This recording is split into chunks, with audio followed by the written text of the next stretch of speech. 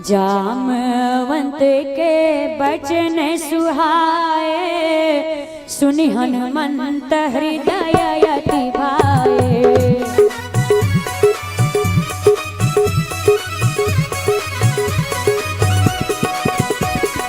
जामवंत के बचन सुहाए, सुनि हनुमंत हृदय अति भाए।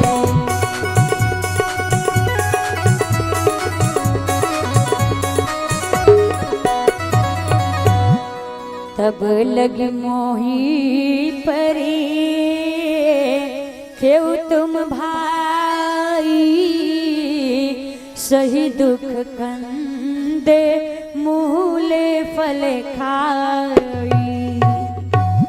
जामवंत के बचन सुहाए। जामवंत जी बूढ़े हैं, यहाँ ध्यान देना। हनुमान जी महाराज युवान है।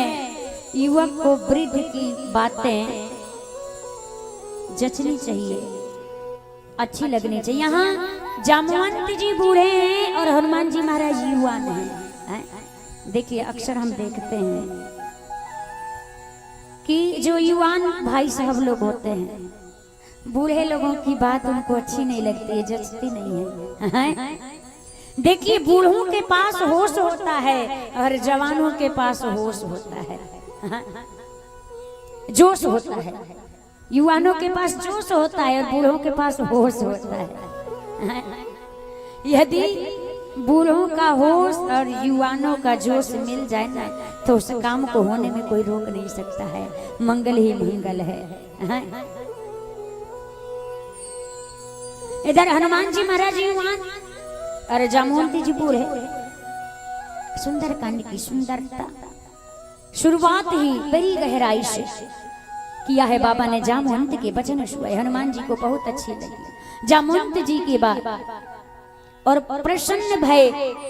देखिए यदि जिस कार्य के शुरुआत में प्रसन्नता होती है ना प्यारे, तो आप निश्चिंत रहिए, वो कार्य हो करके ही रहेगा प्रसन्नता पूर्वक। राम कार्य में आज निश्चिंत होते हैं। हनुमान जी महाराज प्रसन्न है भय कि आज बिल्कुल कार्य पूरा होगा।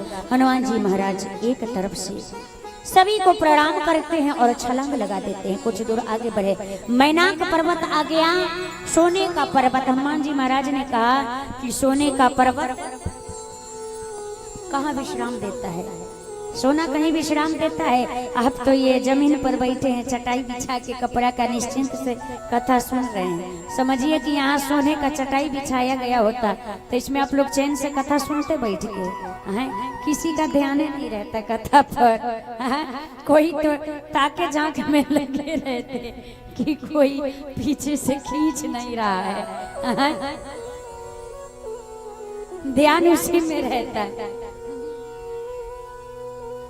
सोचिए आप कितने भाग्यशाली हैं जो कपड़ा के चटाई पर जमीन पे बैठ करके कथा सुन रहे हैं। सोना कभी विश्राम नहीं देता है, सोना कभी सोना नहीं देता है। एक भिखारी था, एक बार भिक्षा वो मांग रहा था तो अकबर जा रहा था। अकबर ने देखा रोज भिक्षा मांगता है तो अपना सोना का माला दे दिया उतार करके। सोचा कि अब ये भिक्षा नहीं मांगेगा, उतार करके दे दिया। 3 दिन बाद जब अकबर उधर से लौटा, देखा कि वो भिखारी फिर से भिक्षा मांग रहा है। बोला रे मैंने तुझे सोने का माला दे दिया उतार करके, फिर भी तो भिक्षा दे दिया है, भिक्षा मांग रहा है। बोला भिखारी भाई साहब, ये मैं यहाँ बैठा हूँ आपका ये माला वापस करने के लिए, क्योंकि मैं जब से ये आपका माला लिया हूँ तब से ये माला, ये सोना मेरा सोना हराम कर दिया है। दिन रात इसकी रखवाली में मैं दिन रात जगता हूँ, मैं तब से सोया नहीं हूँ। इससे बढ़िया तो पहले था, भिक्षा मांगता था, खाता था, खूब ठाट बाट से सोता था। ये अपना ले जाइए प्रभु, वापस कर दो। तो सोना किसी को सोने नहीं देता है। हनुमान जी महाराज बोले कि राम काज किए बिना मोह कहाँ विश्राम। प्रणाम करके हनुमान जी माते आगे बढ़े। सुरसा मिली सर्पों की माता हनुमान जी परीक्षा हनुमान जी का ली। हनुमान जी महाराज परीक्षा में उतरने भय और वहां से चले उतरने भले और संगिनी को मारे, संगिका को मारते हुए हनुमान जी महाराज आगे बढ़े और लंका नगरी में प्रवेश कर गए।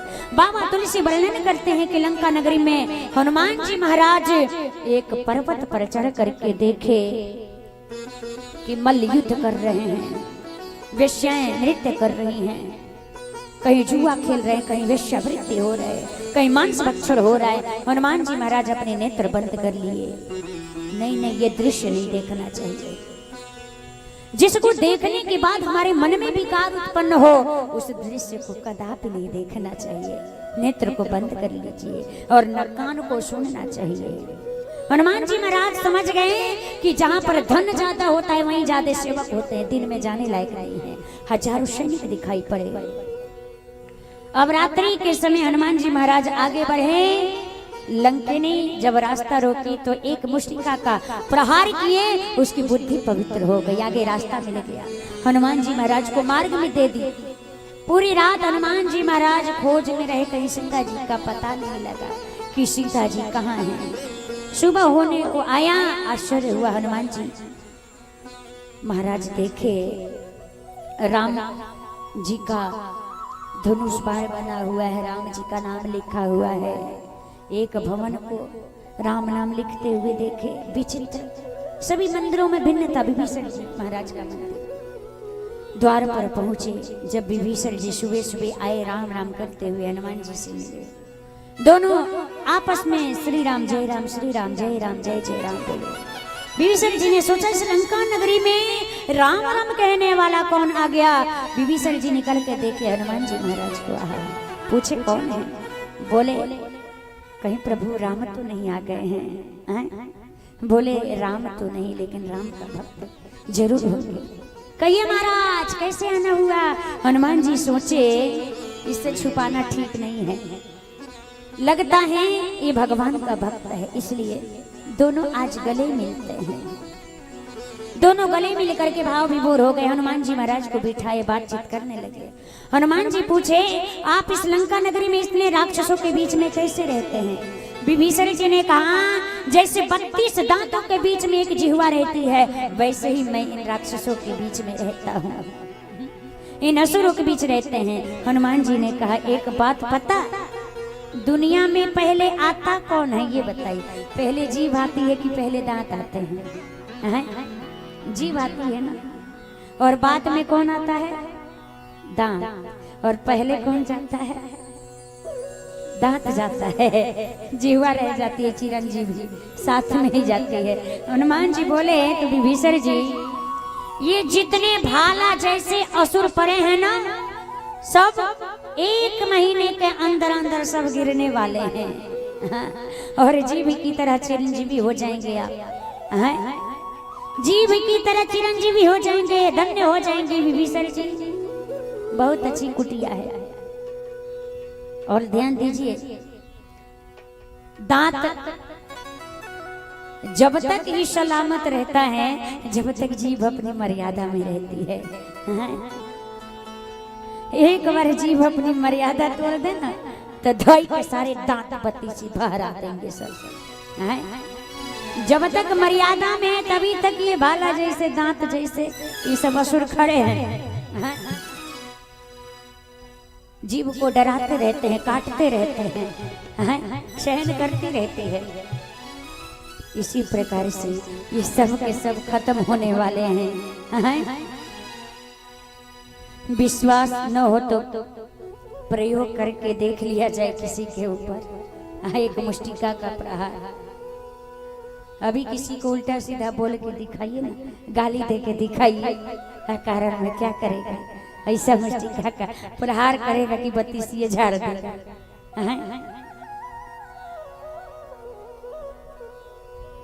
कहते हैं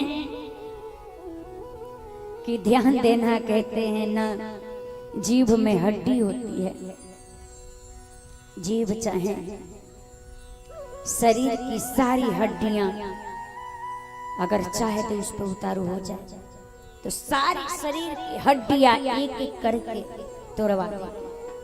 उसमें हड्डी नहीं है, लेकिन सारी हड्डी को चकनाचूर करवा देगी।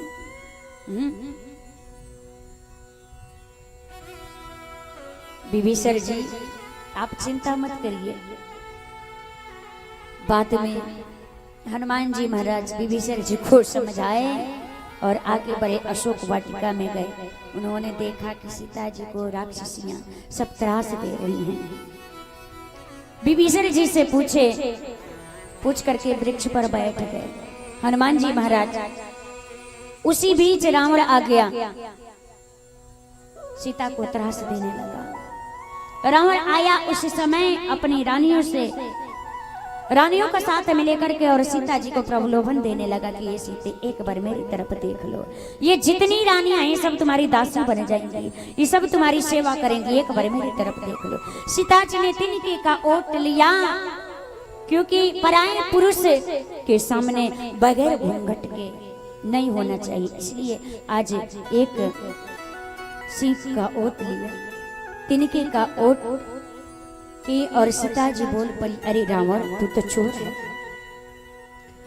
मैं तो तुमको वीर जब समझती तो मेरे पिता के दरवाजे पे आकर के धनुष को तोड़ करके मेरे पिता से मेरा हाथ मांग के लाता, तो तुझे वीर समझती, तू तो कायर है, कायर।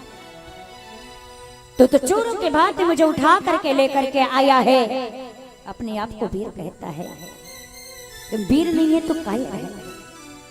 मेरे भगवान की गौर मौजूदगी में उठा करके लेकर के आया है। अरे तू अपने आप को क्या समझता है? जुगनू के चमक से कमल थोड़ी खिल जाएंगे। कमल को खिलने के लिए सूर्य की प्रकाश होनी चाहिए, और प्रकाश मेरे भगवान राम है। कमल के खिलने के लिए सूर्य का प्रकाश चाहिए, और मेरे भगवान सूर्य की तरह है, और तू जुगनू की तरह है। जब जुगनू अपने आप को सुना तो क्रोधित हो गया, तलवार निकाल लिया मारने को। आज मंदोदरी जब देखी रावण की तरफ तो रावण शांत हो गया और वहां से चल गया। राक्षसियां त्रास दे रही हैं। हनुमान जी पहले सोचे कि पकड़ के गर्दन मरोड़ते, लेकिन कुछ बोल नहीं रहे हैं।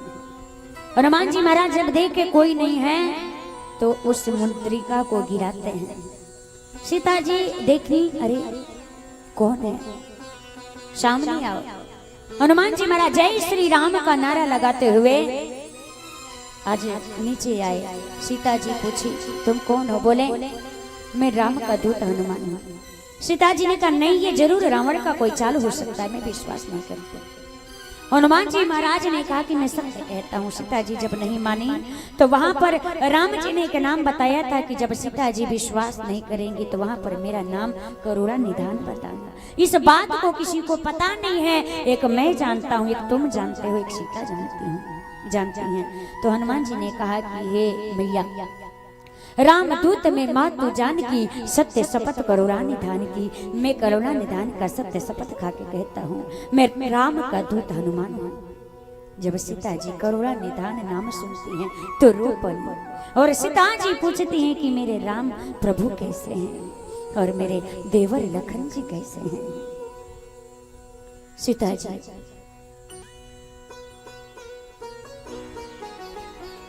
सीता जी हनुमान जी से पूछ पड़ी,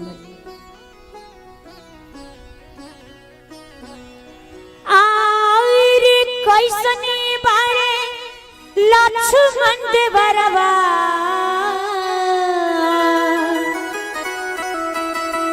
कैसन प्रभु जी मो,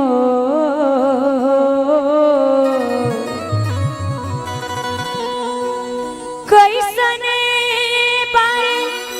लक्ष्मण देवरवा,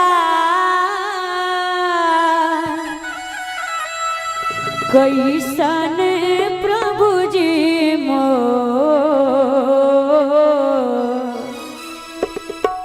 रोवतरी माई जानकी,